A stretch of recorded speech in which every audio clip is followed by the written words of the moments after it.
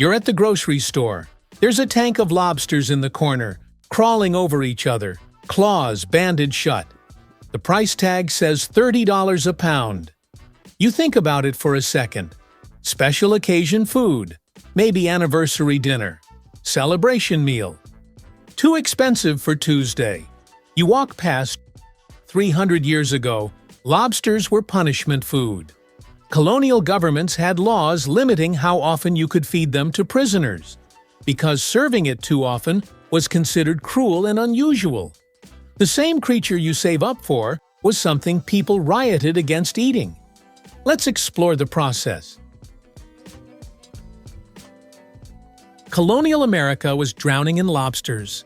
Massachusetts beaches, after storms, 2 feet deep in lobster piles, sometimes stretching for miles. Maine coastline? You could walk across their backs without touching sand. You've seen pictures of overflowing landfills, garbage piled higher than cars. That's what beaches looked like, except it was lobster. Millions of them. Fishermen used them as bait for real fish.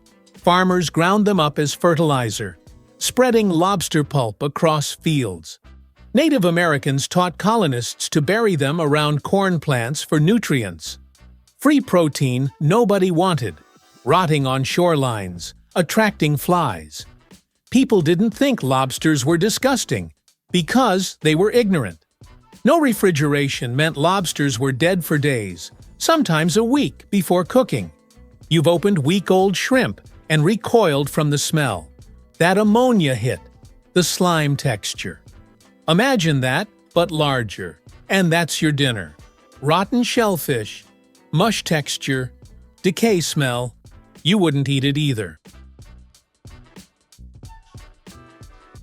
Colonial servants had it written into contracts, actual legal documents that still exist in archives. Not to be fed lobster more than 3 times per week. Masters were taking advantage. Lobster was free. Walk to the beach, scoop them up by the wheelbarrow, feed them to people you didn't have to pay. You've had a job where the free lunch wasn't worth it. Stale pizza in the break room, wilted salad at company meetings. You ate it because it was there, but you complained. Imagine that's your only food. 3 times weekly, month after month. Your employer is legally required to stop serving it. That was the servant experience. Prisons did the same. Massachusetts Bay Colony inmates ate lobster constantly, not because it was nutritious, because it was cheap. Zero cost near the coast. Servants complained to courts. Prisoners rioted. The reputation stuck. Lobster was poverty food. Bottom-tier protein. What you ate when you had no choice. Mid-1800s. Railroads connect inland America to the coasts. People in Kansas, Nebraska, they'd never seen a lobster, never heard the prison stories. Someone had an idea. What if we don't tell them lobsters used to be trash? Canned lobster appears in Midwest general stores. No context, no history, just exotic seafood from the Atlantic. And people bought it. You've paid extra for imported olive oil that's cheap in Greece. Same psychology. If you've never seen something and it comes from far away, your brain assumes it's special. The railroad companies didn't lie. They controlled information. Coastal people knew lobster was garbage. Inland people didn't. That information gap became profit. Scarcity creates value, even artificial scarcity from distance. Boston, 1880s. Restaurants put lobster on menus, not as peasant food, as delicacy. Their betting city people forgot the prison stories. That new immigrants never knew, that tourists have no counter-narrative. It works because they create theater.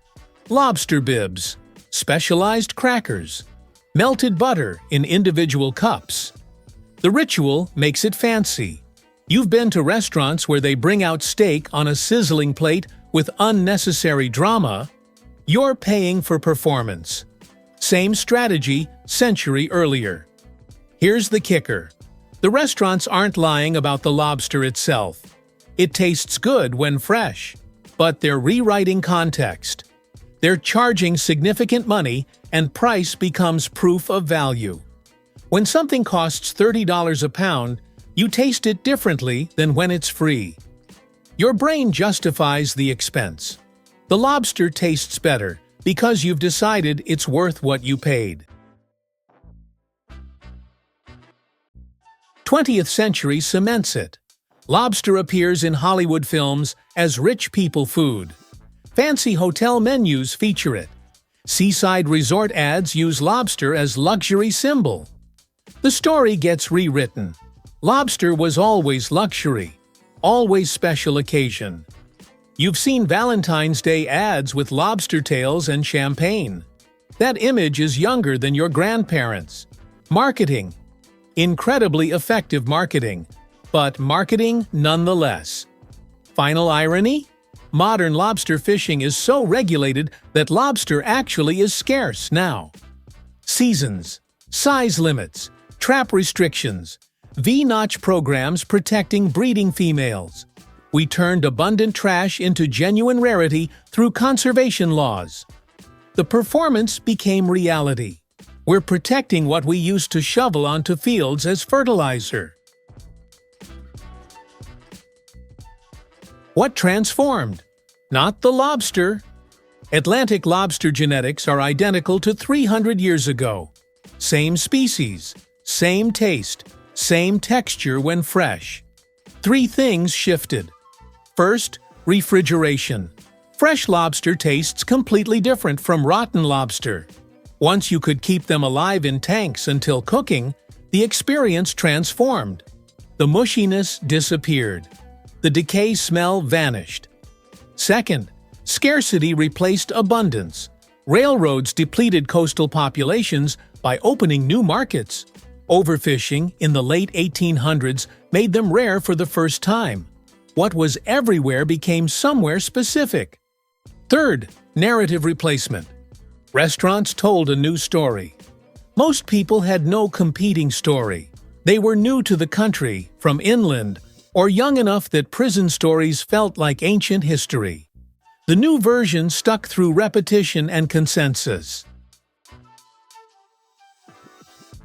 You're eating the same animal colonial prisoners refused, but you're eating it fresh, in a context dripping with celebration, surrounded by people who agree it's special.